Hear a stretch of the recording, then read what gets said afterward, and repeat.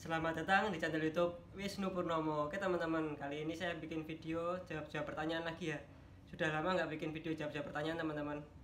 Nah, kali ini akan saya jawab satu topik tentang keuntungan dan kekurangan resin polyester teman-teman. Oke, setiap produk yang diciptakan itu pasti ada keuntungan dan juga kekurangan atau kelebihan atau kekurangan. Nah, di sini akan saya bahas mengenai resin polyester. Nah, resin di dunia ini tuh banyak banget. Ada resin polyester, ada resin epoksi, ada resin akrilik. Nah, di mana di video kali ini akan saya bahas resin polyester, teman-teman. Nah, dari sisi kelebihan terlebih dahulu.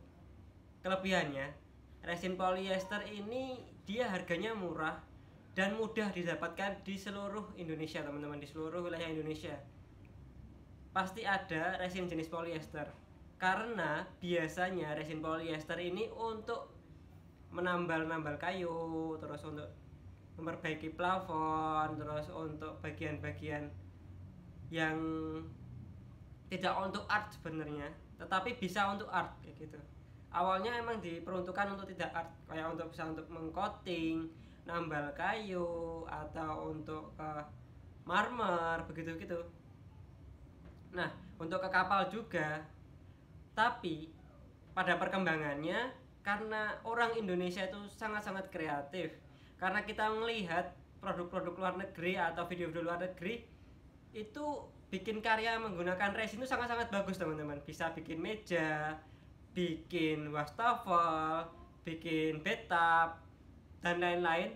Itu kita tertarik untuk bikin itu. Nah, material yang mudah didapatkan di Indonesia itu adalah resin polyester ya saat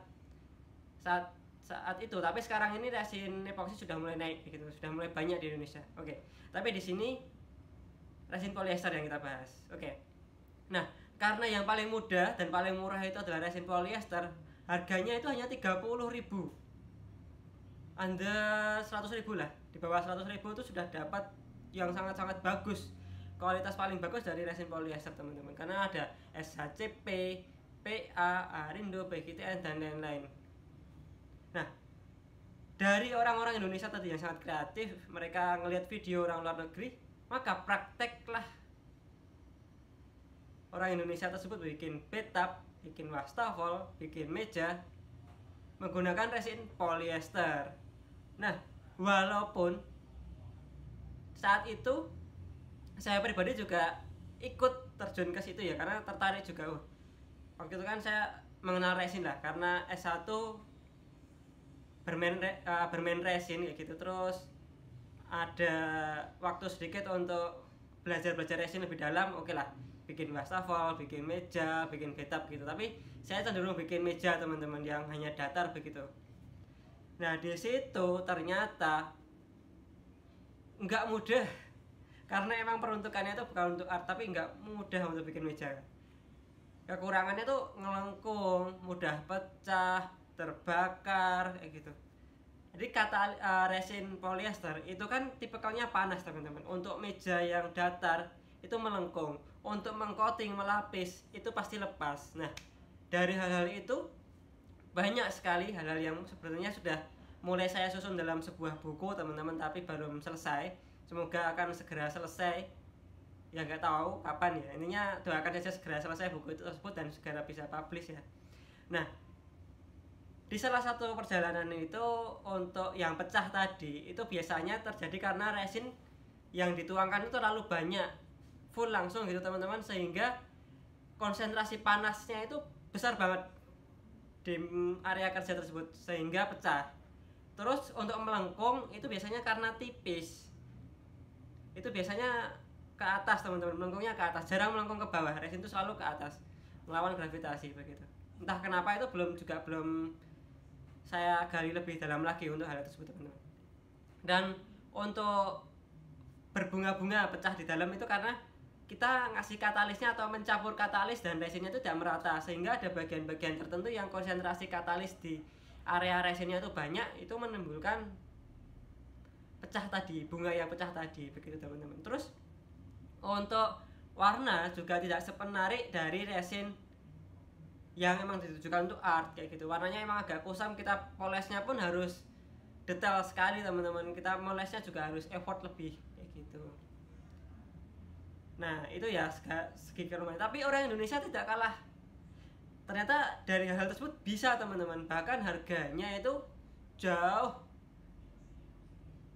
lebih murah, sangat-sangat lebih murah, sangat-sangat murah teman-teman, dibandingkan pengerjaan menggunakan resin-resin yang untuk kayak akrilik, polyester. Tetapi ya itu di effortnya lebih besar, kegagalannya lebih besar, karena emang ada harga ada rupa begitu teman-teman.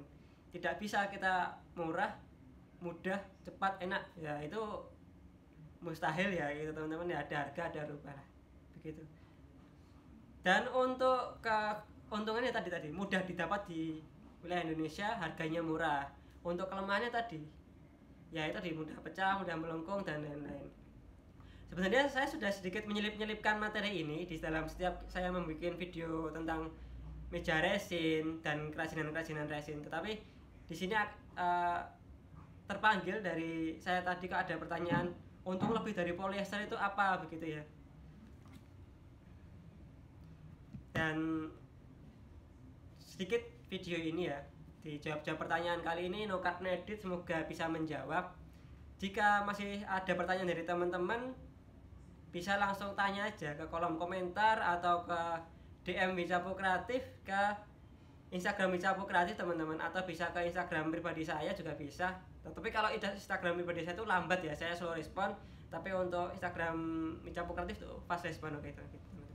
Oke, terima kasih teman-teman sudah menyaksikan video kali ini. Semoga terjawab semua pertanyaan dari teman-teman. Assalamualaikum, selamat melanjutkan aktivitas.